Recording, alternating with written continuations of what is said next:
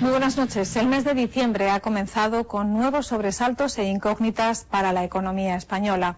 Los rumores sobre si nuestro país terminará como Irlanda o Grecia, el fatídico mes de noviembre en la Bolsa de Madrid o los ataques de esta semana a la deuda pública española han sembrado nuevas inquietudes en los mercados financieros y, naturalmente, en los ciudadanos. El Gobierno, mientras tanto, ha anunciado medidas extraordinarias para reactivar la economía y generar empleo. Una vez más, por tanto, nos encontramos ante una situación preocupante que abordamos en el primer reportaje de la noche. Los mercados financieros han hecho temblar esta semana la economía española. Ha sido una de las situaciones más difíciles de los últimos años. Algunos rumores indicaron la delicada situación de España y esto hizo huir a los inversores. Estas cuestiones de alta economía repercuten directamente en nuestros sueldos, en la bolsa de la compra, en el futuro de quienes están en paro o en las pequeñas empresas. En definitiva, nos influyen a todos. Pero, ¿quiénes son los mercados? ¿Qué poder tienen? ¿Cuál es la situación económica real de nuestro país? ¿Se podrá pagar la deuda? ¿Cuándo vamos a salir de la crisis?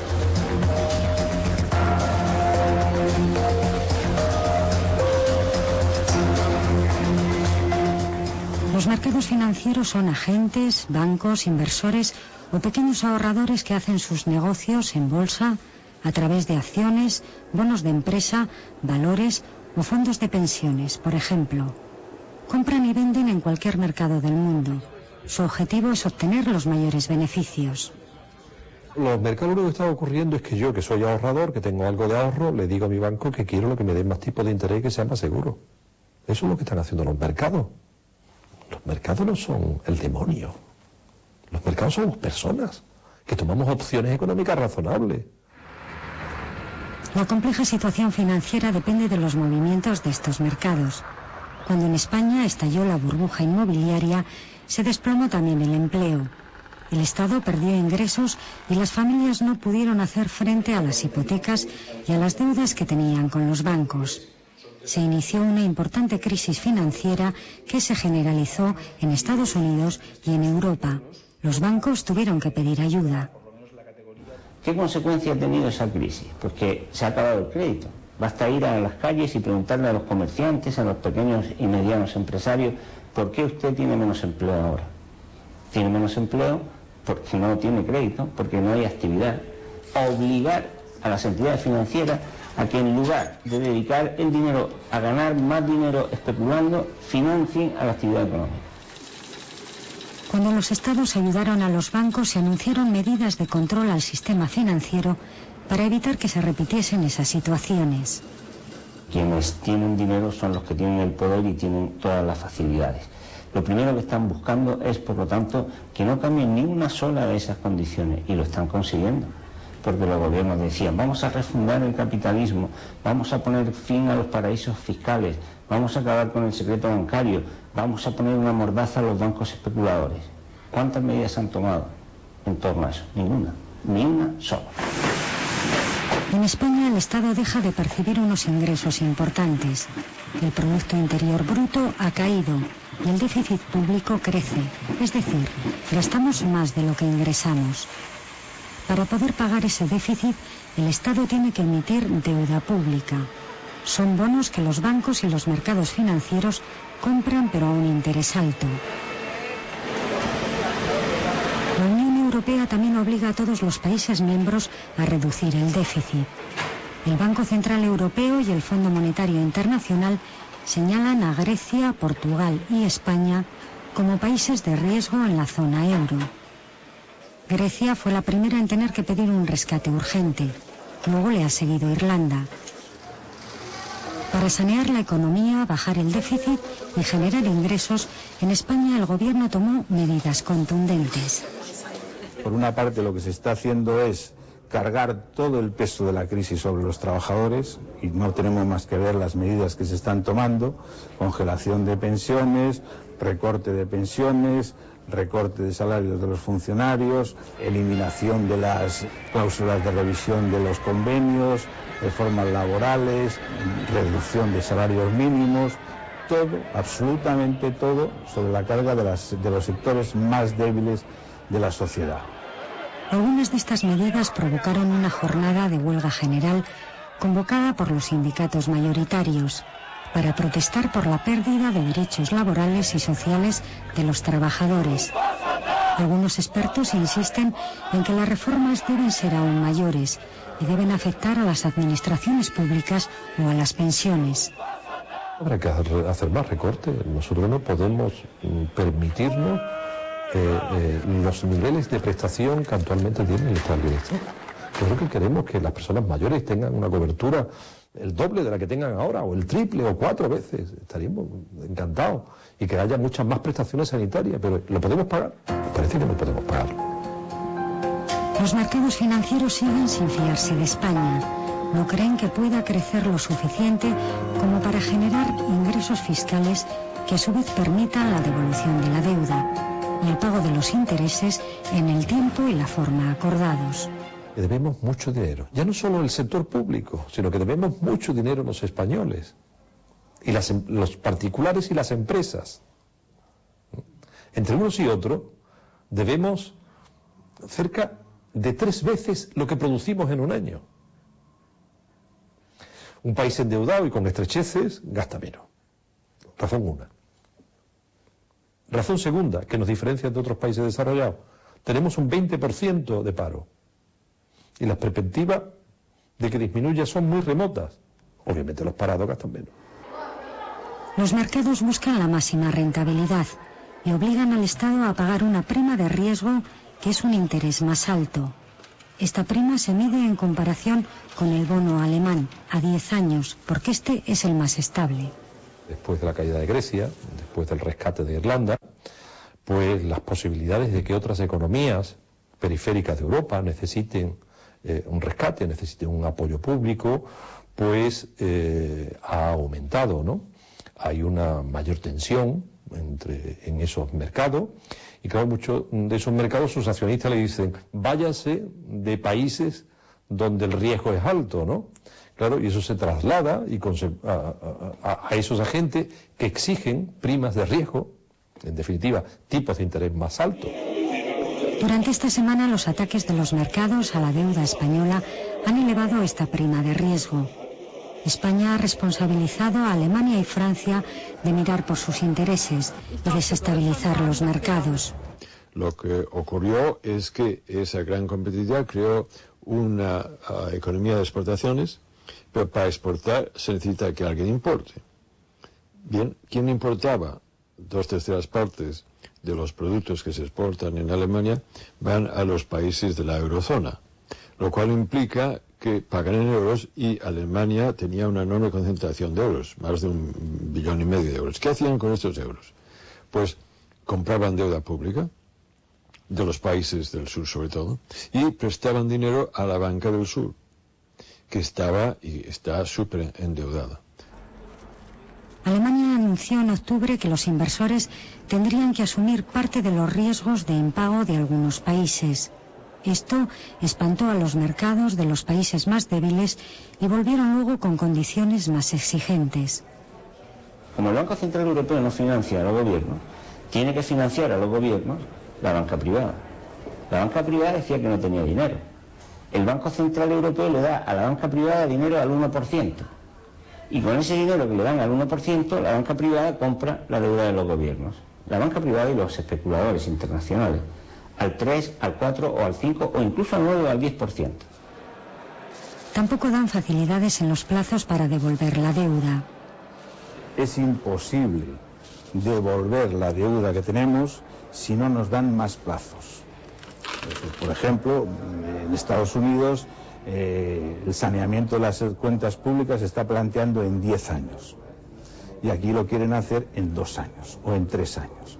Es decir, se le está planteando a Irlanda reducir un déficit público del 32%, que pase hasta el 3% de aquí al 2014. Eso es absolutamente imposible. Ese es un absurdo.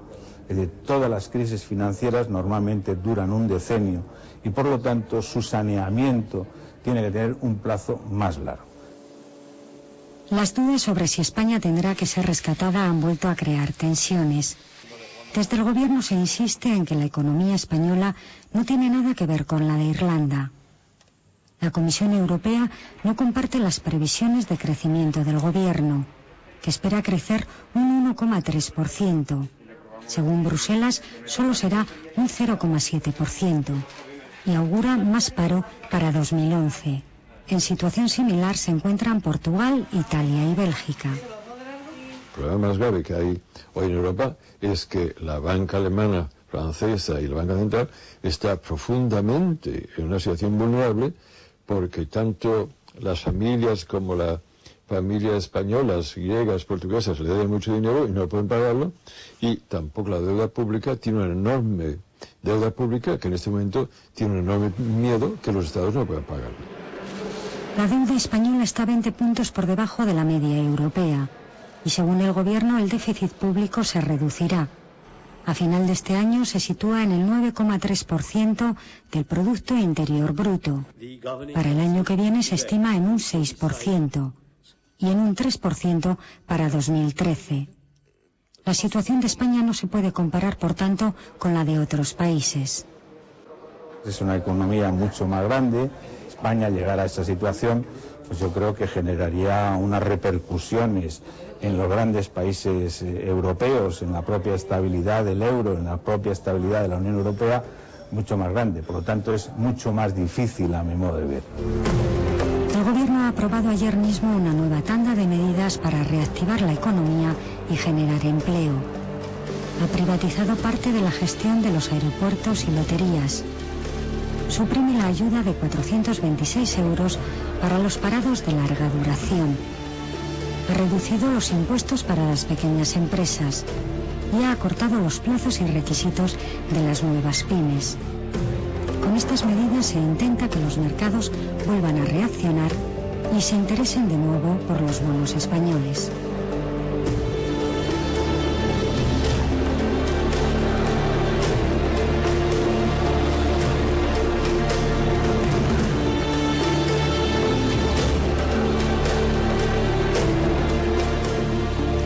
Los casos de menores que maltratan a sus padres son cada vez más frecuentes. En el año 2009 se presentaron más de 4.000 denuncias en toda España.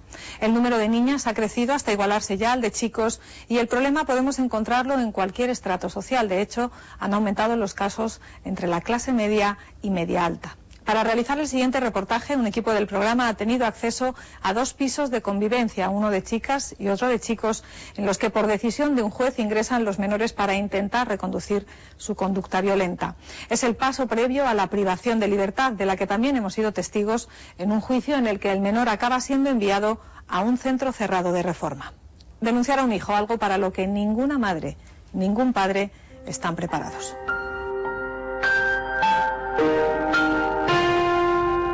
Él ha sido siempre una persona conflictiva. Cuando empezó a ser mayor, los problemas de rebeldía fueron cada vez más dolorosos y cada vez más difíciles de sobrellevar. Amenazas, desde luego maltrato psicológico hacia nosotros sin duda, de ningún tipo, insultos y violencia, de romper cosas, de dar puñetazos a las paredes, a los muebles y últimamente también amenazas de tipo físico hacia nosotros.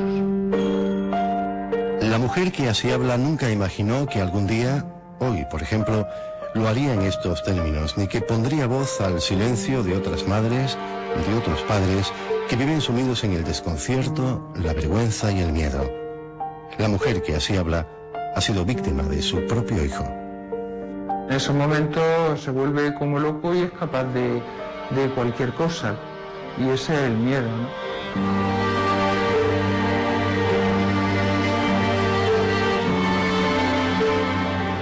Pasé miedo no por mi integridad física, sino por ver cómo se estaba rompiendo mi familia, ¿no? En este tipo de violencia yo creo que hay que empezar a preocuparse cuando veo que el miembro menos poderoso de la familia es el que está controlando todo el sistema. Y es un menor el que allí está controlando, manejando y dirigiendo cómo se hacen las cosas o cómo él quiere que se hagan las cosas. Sí, niños caprichosos, niños egoístas, niños que tienen dificultades para ponerse en el lugar de los demás, niños muy egocéntricos. Alejandra Castañeda es la autora del estudio más amplio publicado hasta ahora en Andalucía sobre la violencia filioparental, un fenómeno reciente que suele permanecer oculto y que no siempre surge en familias conflictivas. Este dato nos sorprendió. Estos niños manifestaron que en sus hogares no habían vivido situaciones de violencia. No existe un perfil básico del adolescente maltratador ni un único factor determinante que explique su comportamiento. El problema puede estallar y de hecho estalla en todo tipo de familias, monoparentales o no, reconstituidas o tradicionales. Incluso en aquellas que se han creado tras una adopción ya se registran casos y ni siquiera el nivel socioeconómico sirve para enfocar el problema. Yo no sé dónde vamos a llegar. Esto se da tanto en el mejor barrio de la ciudad más cara de España hasta en el pueblo más recóndito y en el barrio más marginal. ¿Y por qué? Pues porque son jóvenes que de alguna manera pues son educados sin límite, sin tolerancia a la frustración, que se les ha dado de todo. Hemos pasado de un modelo en este país de ser demasiado rígidos a todo lo contrario, ¿no? Y eso se ha dado en todas las clases sociales. Somos pues una familia de clase media y bueno, vivimos de una forma aceptable. Parejas muy similares a nosotros, con un tipo de educación que le han dado a su hijo muy similar al que nosotros le hemos dado al nuestro, no tienen estos problemas ni lo han tenido. Entonces la personalidad de mi hijo, por supuesto, y también la nuestra debe jugar un papel importantísimo. Por eso yo incido mucho en que tenemos que tener un poquito de sensibilidad y de no señalar, como yo escucho en muchos programas, en muchos debates, que los padres son los únicos responsables de este problema. Pienso que es injusto y pienso además que no estamos ayudando a que ellos puedan tomar medidas eficaces para poder solucionar el problema, sino que lo que están haciendo es silenciarlo. Alrededor de psicólogos y de psiquiatras no hemos pasado mucho tiempo. En un primer momento parecía que se podía solucionar el tema, pero al poco tiempo volvíamos otra vez a las mismas. Sí, está contento. La Asociación de Mediación Familiar ha sido pues la mejor solución que hemos encontrado por el momento. No hemos recurrido a ella una vez, sino más de una. La última vez, que fue cuando la violencia llegó a ser más extrema, más alta, yo creo que mi hijo se asustó también y aceptó venir, y entonces a partir de ese momento y con la ayuda de ellos logramos llegar a un acuerdo. No solo se ha actuado sobre el momento concreto, sino que está garantizando un aprendizaje para futuros conflictos que puedan plantearse. Claro, es que la función didáctica de la mediación es muy importante. Cuando ha habido situaciones de violencia grandes, pues hemos pedido ayuda a la policía, que ha llegado a casa pronto y rápido, y más de una vez hemos estado a punto de poner una denuncia contra nuestro hijo, pero cuando nos enteramos de las consecuencias que esa denuncia iba a tener para él, no quisimos hacerlo. La situación de desamparo es por parte de los padres, una situación muy desgarradora, el llegar a que unos padres denuncien a sus hijos y se nos presenten aquí y nos digan quiero que encierre a mi hijo en un centro, pues evidentemente es cierto que es una situación contraria a lo que debe ser natural. Sin embargo, los datos son abrumadores. En 2009, algo más de 4.000 padres en toda España denunciaron a sus hijos. Solo en Sevilla se interpone una denuncia diaria y no es inusual que haya familias que se personen en la Fiscalía de Menores con un adolescente y una maleta, sin mediar denuncia previa. Al llegar a esa situación extrema, el padre es que no le queda más. Es que sencillamente no tiene más puertas a las que acudir. Denunciar a tu hijo yo creo que es lo más grave que se pueda hacer. Nos encontramos con chicos que desde los 14 años están desfilando con cierta frecuencia ante los juzgados. Supongo que uno se acostumbra a todo, pero sí, en general sí les impresiona.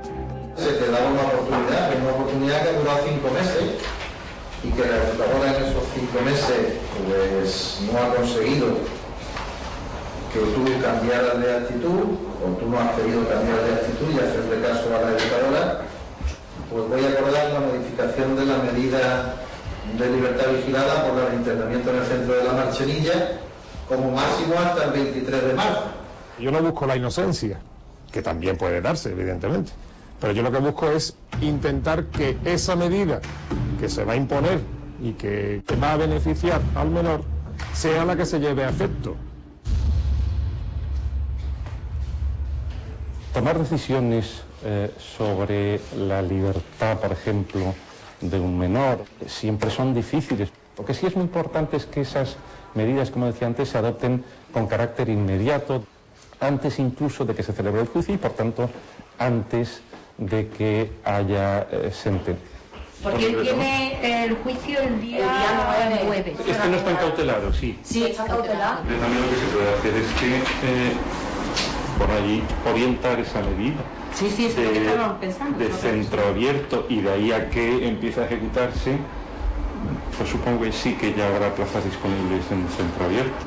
Me parece perfecto. Hay que tener en cuenta que milagros no se pueden hacer, pero normalmente lo que se le manda es a un piso de convivencia, comienza con un grupo educativo, donde hay una serie de monitores, de educadores, de psicólogos, que hacen esa labor primero de tratamiento del menor y luego de una labor de mediación, de tratamiento, de mediación familiar. Pues sí se nos está demandando más un acompañamiento a la familia, sobre todo cuando ya estamos hablando de responsabilidad penal del menor, forma parte de la ejecución de la medida judicial la familia. El piso tutelado es la medida estrella. Buenos días, por la mañana tempranito. ¿Cómo hemos dormido? A simple vista parecería una escena familiar si no fuera porque no se trata de una familia en el sentido exacto del término. Vamos a levantarnos. Buenos días. Estamos en un piso de convivencia situado en un pueblo del Aljarafe sevillano. Este joven tiene 16 años y acaba de llegar a una casa en la que convivirá con otros 7 adolescentes, todos bajo tutela judicial. Un equipo de educadores y pedagogos tiene encomendada la tarea de normalizar la vida cotidiana de un adolescente sin rumbo. El chico está cautelar y no tenemos todavía en tan poco tiempo fecha para la audiencia. Está en situación cautelar, lo que sí no tiene más expedientes, y como trae complementaria de tratamiento de sustancias, ya nos hemos puesto en contacto con proyectos, irá por las tardes, varias tardes. En las tareas académicas ya hemos hablado con el instituto y estamos a la espera de que nos conteste para poder matricularlo y empiece en el instituto. De todas formas, no está de más que le saquemos la tarjeta de desempleo, ¿vale? El padre en ningún momento se plantea la vuelta del chico a casa con él, y la madre no colabora, no está costando la misma vida, incluso mantener las conversaciones telefónicas. Pero espera la llamada aún así. Sí, me está deseando. Cualquier chaval no puede estar en un piso de convivencia. Ya habéis visto que aquí hay unas medidas de contención muy escasas. Para que un chaval funcione tiene que tener una mínima capacidad de control, de autocontrol y de límites autoimpuestos. Señores, ¿cómo vamos por aquí? Casi terminando. Vamos una cosita por aquí.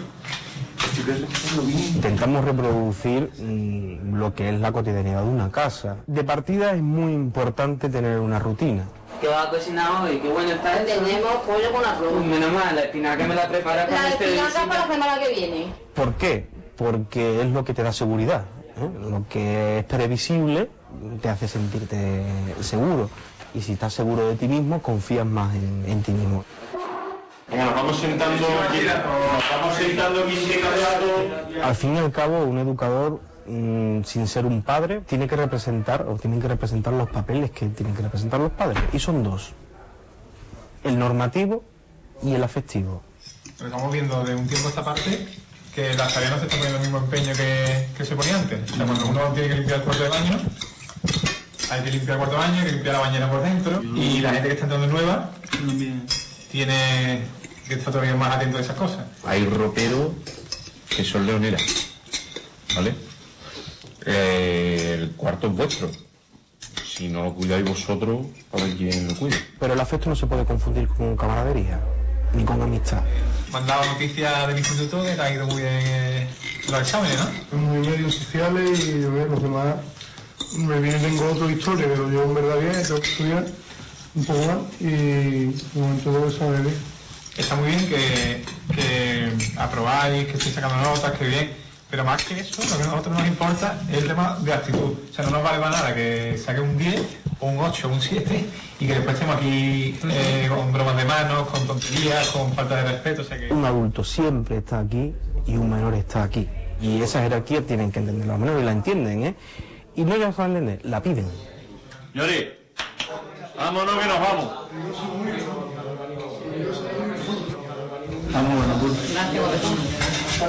En las primeras visitas que pueden tener los chicos con su familia, las familias quedan muy sorprendidas, ¿no? ¿Qué cambio? ¿Eh? Y no ya solamente en cuanto a una agresión física, ¿no? Sino a conducta. Ya hemos solucionado, esto ha cambiado. No, no ha cambiado, ¿eh? Porque lo que hemos eliminado es el síntoma. ¿Cuánto tiempo hace que no dormías en casa? Llevo 4 meses y 5 días, cumplo hoy. Coges el autobús el sábado a las 10 de la mañana. A ver cuándo es la próxima vez, a ver si va todo bien. Eso es lo importante. Vale. Tú verás en qué te tienes que agarrar la próxima visita. Vale. Vale. Esto es un ejercicio también de riesgo. Aquí tenemos que arriesgar a que los chavales vayan a su casa, a que los chavales se encuentren un sábado por la noche en su barrio. Las cosas son como son. Vamos a estudiar qué es lo que pasa y vamos a intentar cambiarlo, ¿no? El comportamiento violento, la furia verbal, la intimidación agresiva o la agresión directa no son fenómenos exclusivamente vinculados al varón adolescente. El número de chicas que maltratan a sus padres ha aumentado tanto en los últimos años que al día de hoy existe el mismo número de maltratadores que de maltratadoras. La diferencia estriba, quizá, en la forma de ejercer ese maltrato.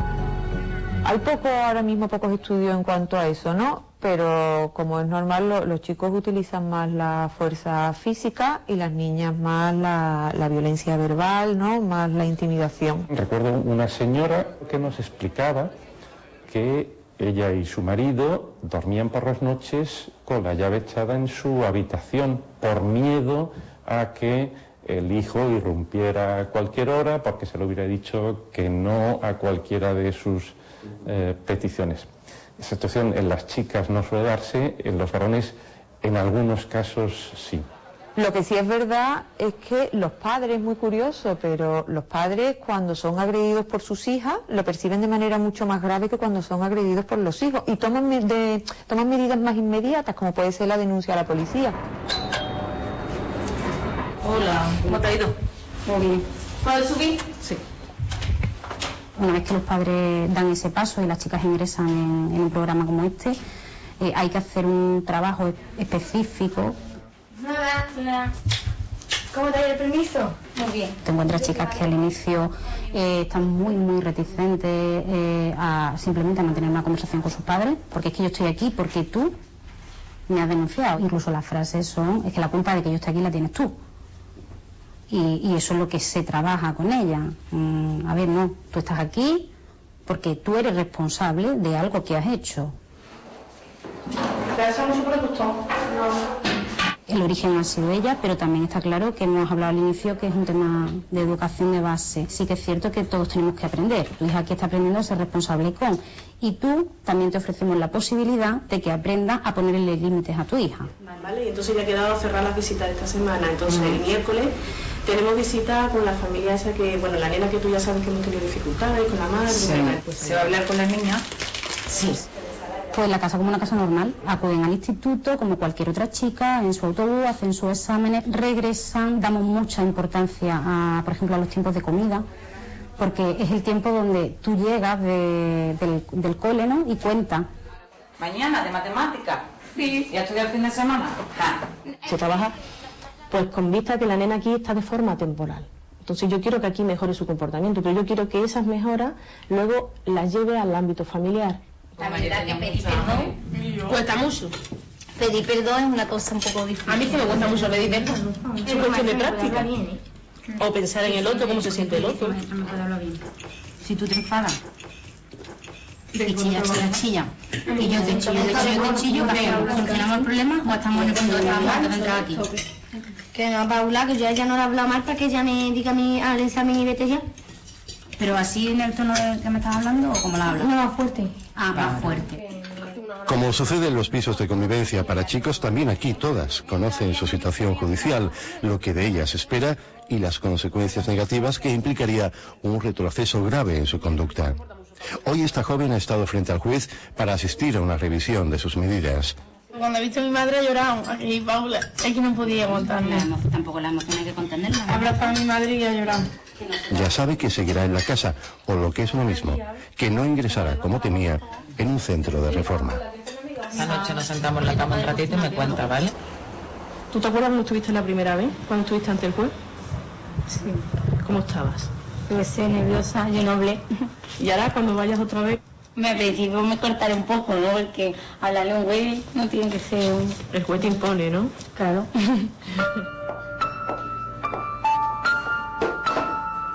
Cuando llegamos aquí el primer día, ¿cómo llegamos?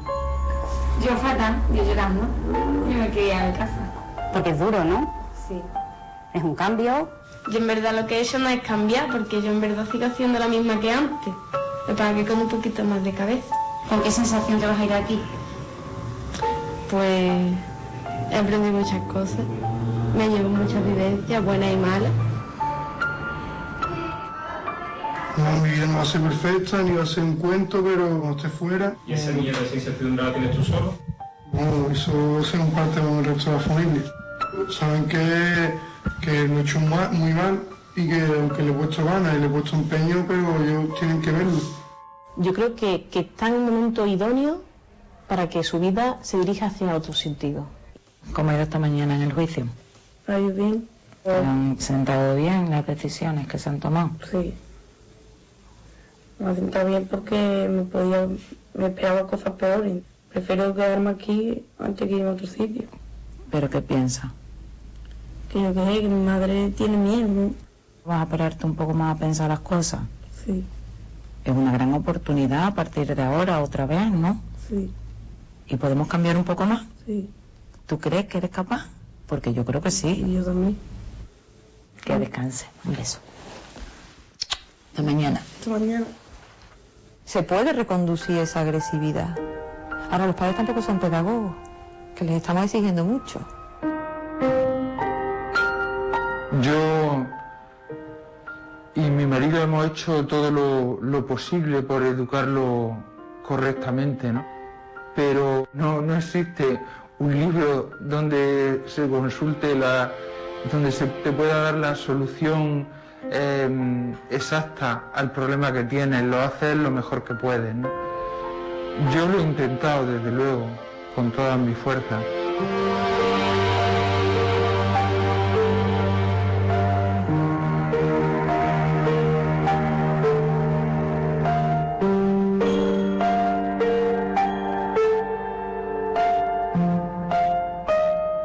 Padres maltratados por sus propios hijos, un tema, como han visto, muy complejo. Así terminamos. La semana que viene estaremos de nuevo con ustedes. Hasta entonces, gracias. Disfruten de estos días festivos que tenemos por delante y muy buenas noches.